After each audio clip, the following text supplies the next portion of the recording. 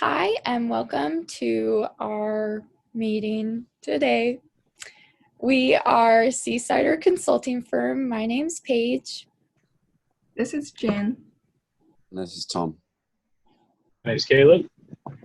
And today we will be presenting the best practices that we found when interviewing two small businesses.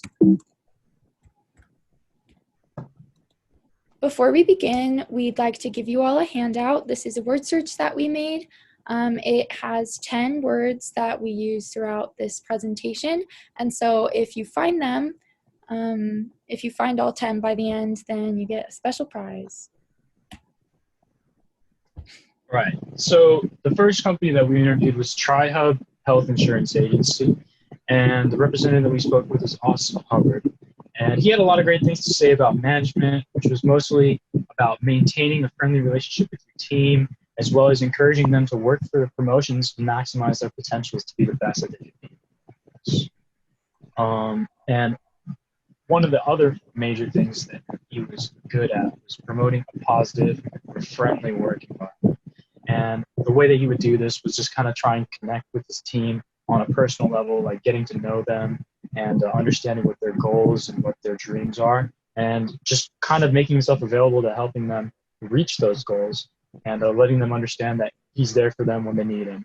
I feel like any management position, anyone who works in one of those positions should really follow by this example because it can get you ready. Another great management practice that TriHub used was communication. Communication with his employees and with customers and clients. Austin stated that he and his brokers communicate 2 to 3 times a week to discuss any problems or struggles, and this is via email or instant messaging, just any form that they find is best to communicate. According to HR technologists, communication can avoid confusion and builds a positive company culture. This is why it's important to encourage two-way communication. Encourage your employees to ask questions and voice their opinions in order to help them feel empowered. And I believe that TriHub and Austin Hubbard himself does this very well in his company. We learned a very useful tip from Austin is hiring great team members and don't be afraid to let bad one go. A positive work environment starts with hiring the right people. Make sure your employees are professional and team players. So there is a quote from Charlie Marshall Crowe. It's amazing to watch one bad attitude affect everyone's daily performance. When employees work with toxic people, they are more likely to become toxic themselves. Tumbling your company into a toxic work environment that will make everyone's performance become bad. It might be a hard thing to fire the bad one, but that's a really effective way to improve the performance in your company. And on the next slide, it introduces a very costless and effective way to change the work performance in your small business. Improving light, it means you just do some small thing to make your employees feel comfortable. And because the high performing teams hinge on the team atmosphere that you cultivate, the physical environment you create, the relationships you build. If you want to retain your best people, you cannot just put them to work. You need to give them a workplace that they find fulfilling and they can communicate and they can comfortable to stay. That's the only way to make a mental healthy, great impacting force and productivity. It all related to your workplace. The next business that we interviewed was Soda Bomb. It was founded by Kaylin and Kiana Uluave in 2017, and they are based in Hawaii, Laie, Hawaii.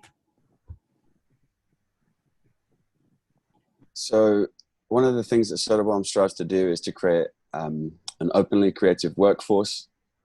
According to Dan Pink, there's 3 key principles that creativity thrives on.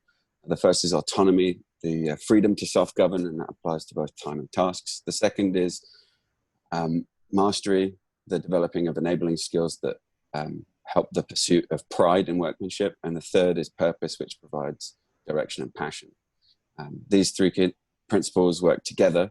And some of these examples at Soda would be for mastery, encouraging growth and training employees in digital tools to help them post for social media. Autonomy, allowing them free time to make new drink recipes for perhaps a secret menu. And the third would be asking how we can make the experience more fun or enjoyable for the customer. So one of the great things about Soda was their ability to motivate their employees to learn and to be creative, not by pushing them, but by allowing them to have an opportunity to learn. They would offer them just certain opportunities, like I said, to expand their talents and to apply their creativity without somebody telling them exactly how to do things. And I feel that this is a great way for employees to succeed in any workplace, not just Soda One of the other things that they would do was encourage growth. They were great at exciting their team with the possibilities of what the next step might be able to bring you, and the rewards that you could face getting to that next area and maximizing your potential. One of the great things that they did was allowing people to move at their own pace, which I feel applies to just about anything. It's harder to move forward when you have somebody constantly on your back telling you you need to. In some ways, it benefits you to have the room to breathe and understand what you need to do to move ahead, and instead have people there for you to help you get there instead of push you.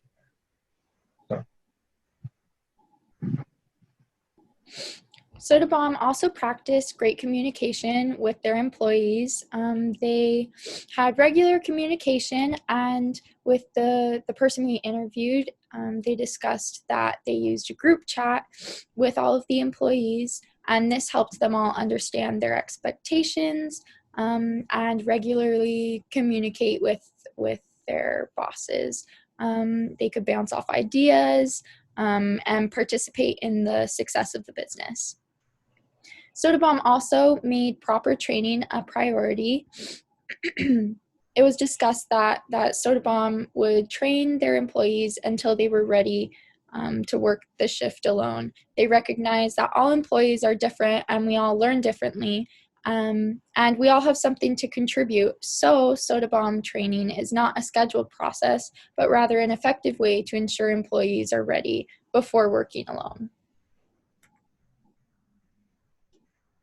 Fostering an open mentality is also one of the things that Soda strive to do, and that is to be able to create an open environment towards suggestions or changes, and that's from employees, that's from customer feedback at all levels. So it's easy to do this as a small company, but it's very valuable at any level.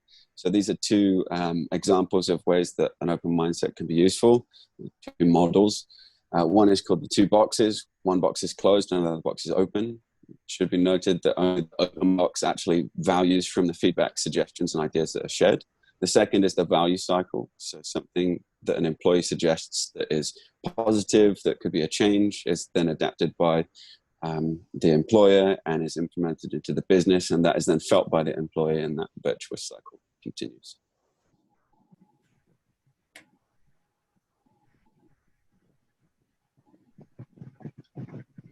All right. Oh, sorry, can you do that again? I thought we were on the other side. All right. Thanks for listening to our presentation. Make sure to check out both Soda and TriHub Health Insurance Agency on Facebook, and have a great day.